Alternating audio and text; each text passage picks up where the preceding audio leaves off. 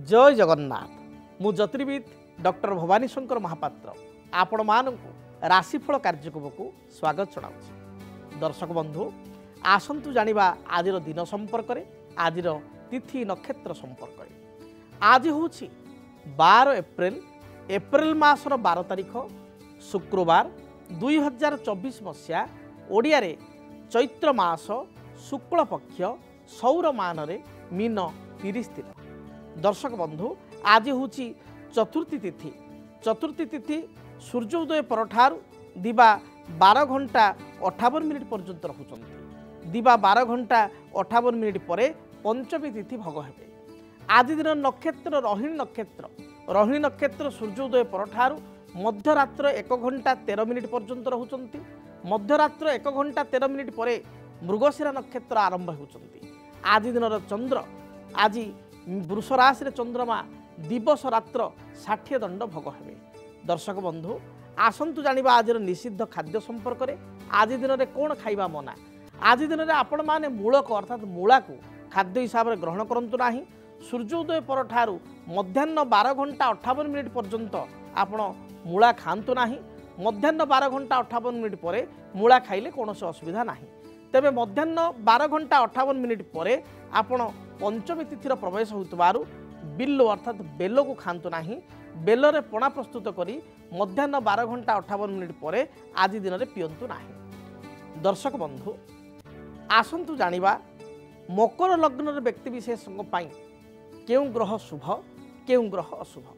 विगत अध्याय मानकर आमे जानिथिले जे आपणकर लग्न अनुजाई आपणकर मेष ठारू धनु लग्न पर्यंत बा मेष लग्न ठारू धनु लग्न पर्यंत व्यक्ति विशेष केउं ग्रह माने शुभ केउं ग्रह माने अशुभ केउं दशा बा केउं अंतर्दशा समय रे एही लग्न व्यक्ति विशेष शुभ फल प्राप्ति करिथांती।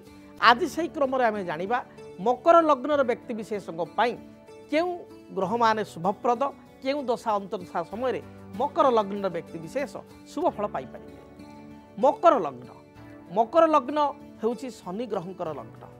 लग्नाधिपति होचंती शनि एवं मकर लग्न व्यक्ति विशेष पंचमेश अर्थात 5th लॉर्ड पंचमाधिपति एवं दशमेश अर्थात कर्माधिपति 10th लॉर्ड 5th लॉर्ड एवं 10th लॉर्ड होचंती शुक्र। तेणु मकर लग्न जो माने जात से शनि लग्नाधिपति एवं द्वितीय स्थान अर्थात धनाधिपति। लग्न एवं द्वितीय मकर लग्न अर्थात मकर एवं कुंभ उभयर अधिपति शनि। लग्नपति स्वास्थ्य संपदार अधिपति एवं धनाधिपति अर्थ वचन कुटुंबर अधिपति होचंती शनि। शनि जोगकारक से भली शुक्र पंचमेश दशमेश उभय दशम हिसाब रे केंद्र एवं पंचम हिसाब रे कोणर लक्ष्मी एवं विष्णु स्थानर अधिपति होचंती शुक्र। तेणु शुक्र होचंती अत्यंत जोगकारक मकर लग्न व्यक्ति विशेष से भली बुध होचंती षष्ठेश शत्रु रोग ऋणर अधिपति षष्ठेश एवं भाग्येश भाग्याधिपति 9th लॉर्ड। तेणु भाग्येश होइतिबारु षष्ठेशर दोष मकर लग्न पाई बुध को लागे नाही। एवं बुध एक सम्यक ग्रह बा शांत ग्रह होइतिबारु अत्यंत शुभ फल प्रदान करिथांती जोगकारक होइथांती मकर लग्न व्यक्ति विशेष मकर लग्न व्यक्ति विशेष कथा जदि आम चिंता करिबा साधारणतः मकर लग्न व्यक्ति विशेष से माने होचंती स्पष्टवादी पर उपकारी आत्मस्वाभिमानी निज गोड़े निजे छिड़ा होइथांती। घर ठारू परिवार ठारू बा अन्य मानक ठारू से माने साहाय्य पाई केबे हाथ पतांती नाही बा केही साहाय्य तांकड़ू अजातित भाव रे कले मध्य नेबा पाई पसंद करंती नाही। अत्यंत स्वाभिमानी लग्न होची मकर लग्न। तेणु मकर लग्न व्यक्ति विशेष अप्रिय सत्य कथा कोई असुविधा पड़ी थांती। बेले बेले निजर समस्या को अन्य आगे परिप्रकाश करिया को संकोच करिथांती।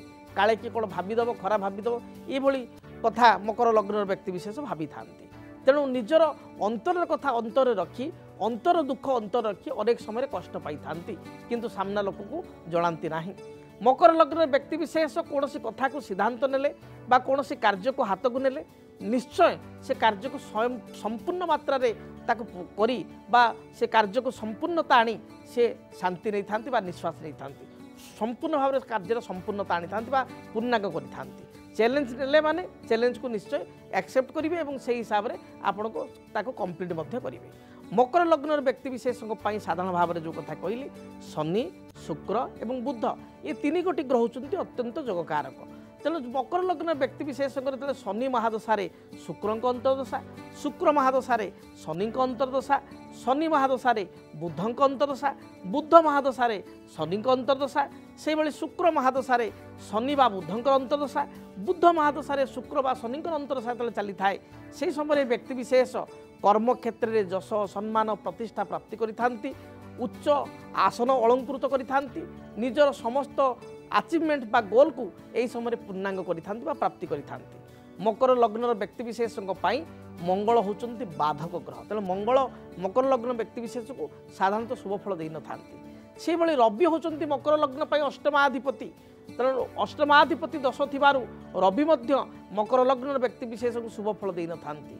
बृहस्पति होचंती द्वादश अर्थात व्यय स्थान अधिपति एवं तृतीय स्थान अधिपति एवं मकर लग्न में गुरु नीच होतिबारु मकर लग्न व्यक्ति को बृहस्पति मध्यम फल दे थांती केबे केबे बृहस्पति अशुभ स्थिति रे थिले खराब फल मध्य दे थांती। एवं जदि आमे विचार को नेबा ताले चंद्रमा चंद्रमा मकर लग्न पाई सप्तम अर्थात जीवन साथी लाइफ पार्टनर मित्र यार अधिपति चंद्रमा शुभ ग्रह युक्त होइकि थिले चंद्रमा शुक्र बुध शनि सहित संपर्क थे मकर लग्न व्यक्तिशेष को अजाचित भाव में शुभ फल प्रदान करते। जो मानकर मकर लग्न तांकर कैरियर पाई फ्यूचर पाई स्पेशली जॉब रे उन्नति पाई गोटे व्हाइट डायमंड को पिधि पारिबे बा डायमंड को धारण करि पारिबे या तांक पाई बहुत भलो मिनिमम 30 सेंट रु 50 सेंट बा 1 कैरेट मध्य डायमंड धारण करि पारिबे। डायमंड एक मूल्यवान द्रव्य होइतिबा रत्न होइतिबारु यहा बदल रे उपरत्न हिसाब रे गोटे व्हाइट जर्कन व्हाइट कराल बा व्हाइट अपाल को मध्य डाहाण हाथ मध्यम आंगुठे रूपा मुद्रे धारण करें। से भली जदि बुध जातक दुर्बल अछंती बा बुध मीन रे नीच अछंती बा बुध अष्टम अछंती शत्रुग्रस्त अछंती बिछा बा मेषरे ए परिस्थिति रे बुधंक रत्न मरकतमणि बा पान्ना डाहाण हाथ काणी आंगुठे धारण कले मध्य यथेष्ट शुभफल प्राप्ति करें। तेबे मकर लग्न व्यक्तिशेष केबे हेले रक्त प्रवाल माणिक्य बा रुबी एवं आपणकर मूनस्टोन बा मोती को केबे हेले धारण करंतु नाही यह आपन को नेगेटिव फल दे पारे। दर्शक बंधु जानिले मकर लग्न व्यक्तिशेष स्वभाव चरित्र तांकर ग्रहंक स्थिति केउं दशा बा केउं ग्रह तांको शुभ फल प्रदान करिवे से संपर्क रे